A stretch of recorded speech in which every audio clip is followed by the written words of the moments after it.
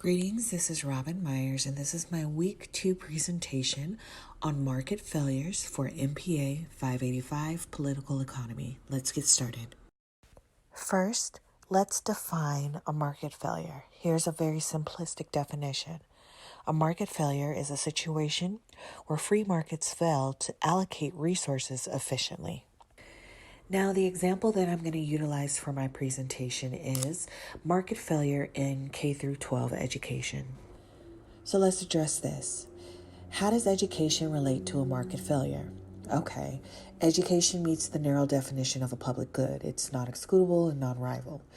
Simply breaking that down, the student receiving the education experiences most of its benefits. For example, more education increases the likelihood of getting a dream job, earning a higher income, and being civically active.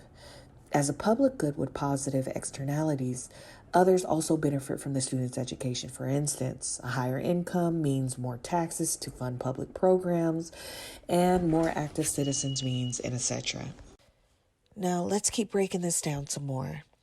The foundational market failures within K through 12 education is the lack of competition and information asymmetry, which produces adverse outcome effects experienced by the consumers, which are the students.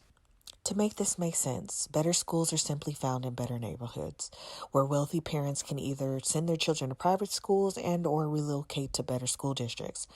On the other hand, socioeconomically disadvantaged families do not have this opportunity.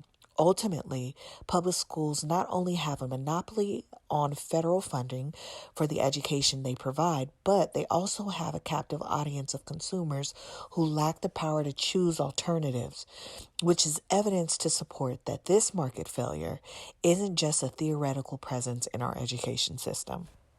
So, what should the government do to intervene in K through 12 schooling market failures? First, states can offer educational savings accounts, ESAs. These funds will allow parents to access tutoring, pay tuition, or other educational related goods and services. Second, the government can take steps to incentivize education department administrators, schools, and other providers, kind of like a database, to publicize information so families can make informed decisions about their educational choices. With all that being said, finally, I'd just like to say thank you for tuning into my presentation, and I pray that everyone has a blessed holiday weekend. Goodbye.